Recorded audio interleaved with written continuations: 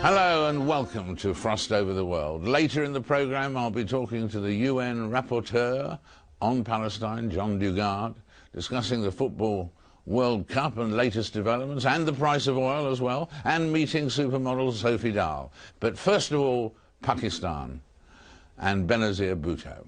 When the former Prime Minister arrived back in the country 2 weeks ago, after 8 years in exile, the homecoming parade in Karachi was quite literally blown apart by an assassination attempt. A suicide bomber exploded a bomb meters from Ms. Bhutto's open-top bus and killed more than 130 people.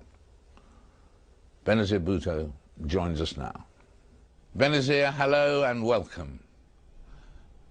Thank you, David. Tell me, has that terrible assassination attempt affected your decision to carry on with this battle?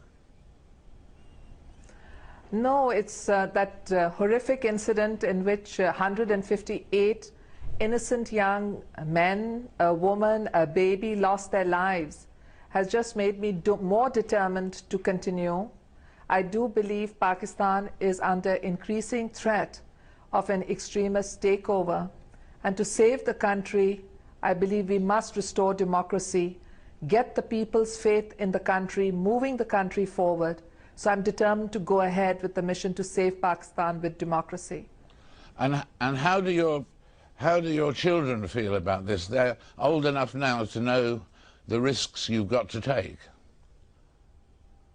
This is one of the reasons that I traveled from Karachi to Dubai. I wanted to console my children. I couldn't come immediately after the bomb blasts because we had to tend to the wounded and also condole with the families, and I had to pray at my father's grave. But I came here to be with them. They were asleep when the midnight blasts took place, and in the morning they got text messages from their friends saying, "We hope your mother is well." They were pretty upset. And then their father came into the room and said, "I have something to tell you." And they said, "Well, Dad, we already know." They're coping, but obviously they worry. They do want me to continue, though. They understand that I'm doing this for their country and for all the people of Pakistan. That's a marvelous story, because it underlines the way that our children these days get their information almost before we do. That's right. And not only our children, but what has really, in a sense, I'm overwhelmed and in a bit also feel a tremendous sense of responsibility, a burden of responsibility, because one of the mothers who lost her sons in this terrorist attack that took place in Karachi has just volunteered her other son to join up as one of my security guards in Rawalpindi. And when our party boys told her she didn't have to do it because she just lost one son, and the mother turned around and said, "The only hope that we have is that she succeeds, and that's the reason why I want to send my second son to be her security guard too."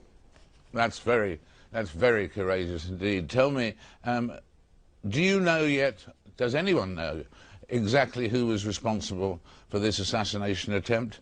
There was one report that said that you had arranged to send President Musharraf a letter to be sent in the event of your death by assassination, urging him to investigate certain individuals in his government. Is that true?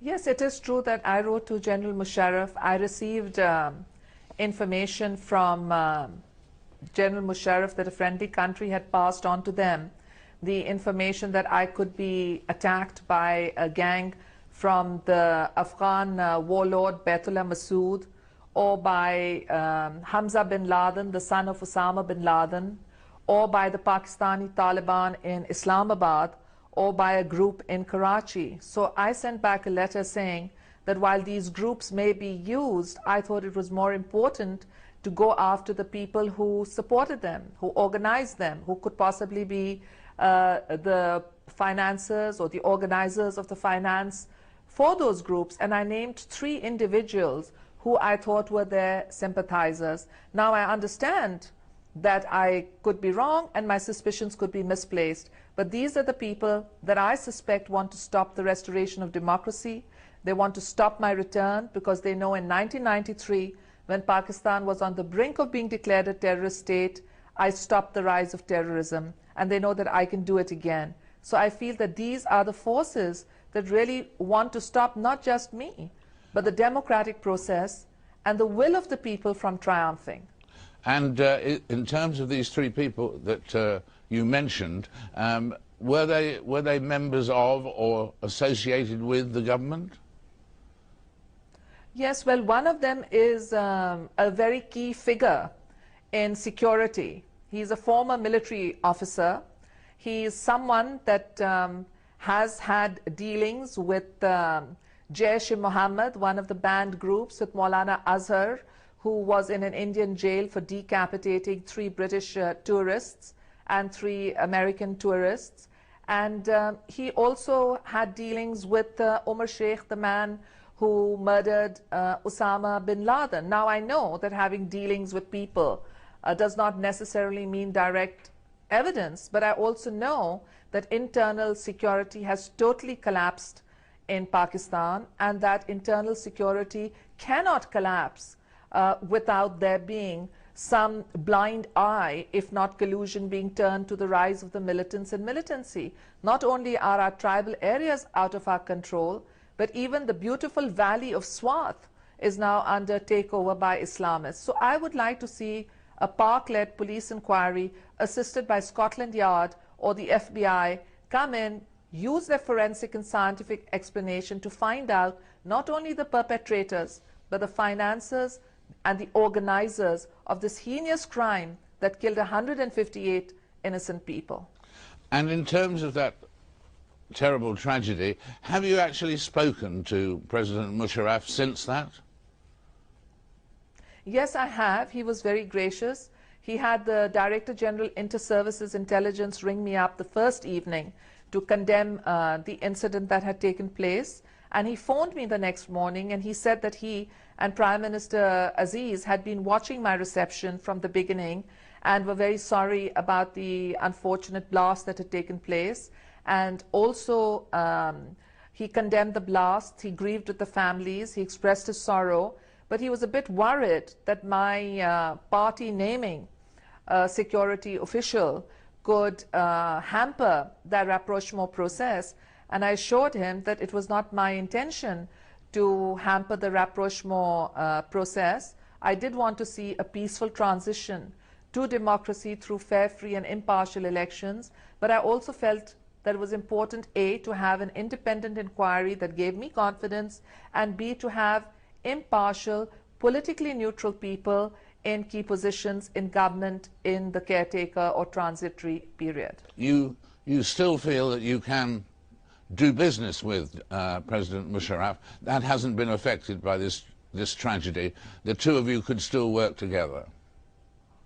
Well, David, I think we need to see this in ongoing negotiations. We both have the desire to work together, but while we have the principle sorted out, we really need to sort out the modalities. Because I'm asking myself how a PPP government, if the people of Pakistan elect us, can actually cope if we cannot have officials in our internal security who we feel have no links to militants and to their supporters. I'm just wondering that if I was the target of a horrific terrorist attack in which 158 people died, and I can't even file a police complaint because the government doesn't allow me to file it, then, well, would this rapprochement mean an effective transition, or would it mean a continuation of the status quo? I'm interested in an effective transition, and I'm willing to explore with General Musharraf the modalities in which that we can have such a transition. But I'm not willing to be the icing on the cake if it's a poisoned cake full of the kind of system that in the last 5 years has seen terrorism rise, not just in Pakistan, but its effects in nearby Afghanistan, on NATO troops, and even beyond in Europe. And in terms of what happens next, has there been any progress in terms of the thing about you being allowed to have, or anybody being allowed to have 3 terms in Pakistan as Prime Minister? Well, I have discussed with my party members what has been confidentially assured to us, but they know that we expect a resolution of this issue at the opportune time. But what I'm really interested right now is an investigation, a Pakistan police investigation assisted by the international community with the forensic skills to unmask the perpetrators, organizers, financiers, and sponsors of this act of terrorism. I'm not saying this just because it was an attack on me. The locality where the chairman Joint Chiefs of Army Staffs lives was attacked 2 days back. An Air Force bus was attacked yesterday. People in marketplaces are killed. And unless we get to the financiers and the perpetrators and organizers, we're not going to be able to frighten them into accepting responsibility for their crimes. They don't accept. They kill people and they think they won't even have to go to jail. They won't have to answer before a judge, and that's wrong. And what about the situation, what if the Supreme Court say that the election of President Musharraf was valid, but he still kept wearing his army uniform? Would that be a problem for you? Well, General Musharraf and I discussed this issue during our negotiations, and it was decided that we would accept the decision of the Supreme Court of Pakistan, and I'm on public as saying this before my return to Pakistan, that as far as the Pakistan People's Party is concerned, we are not going to resign from the assemblies in protest over General Musharraf's re-election as president. We have a different view on its legality, but we're going to leave it to the Supreme Court of Pakistan to decide. So we're going to back the Supreme Court in whatever judgment it decides to give on the issue of General Musharraf's legality. We expect that the Supreme Court will probably allow him to continue, but ask him to retire as Army Chief and seek a reaffirmation vote from the next assembly. So, and if he kept wearing the army uniform, that would be a problem for you and the Supreme Court, perhaps? Yes. Yes, it would be a problem for me, for the Supreme Court of Pakistan.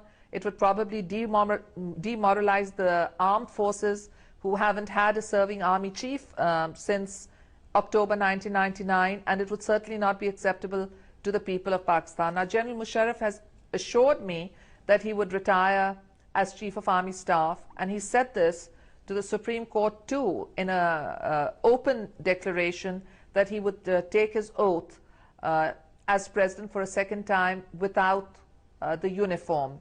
So let's see what happens. How is the Pakistan you now see different from the Pakistan you left 8 years ago? Well, part of the Pakistan that I know was very much there. The 3 million people who turned out to greet me at Karachi airport were dancing, they were singing, they were celebrating, they were full of joy. There were young people, there were taxi drivers and rickshaw drivers and daily wage earners. They were the working classes, the laborers, the peasants, and they all came to demonstrate their support in democracy and their support to the forces of moderation. And then the tragedy struck, but it struck through the militants who are a minority, a small minority who want to use the bullet to capture my country, and they mustn't be allowed to do so. And even though there has been turmoil and tragedy, I am confident that if we can restore the democratic process, we can restore tranquility, security to our people, provide them with the employment and the education that are the best guarantees of a tolerant society. Benazir, thank you so much for joining us today. It's been a real privilege to talk and to hear the situation exactly as you see it.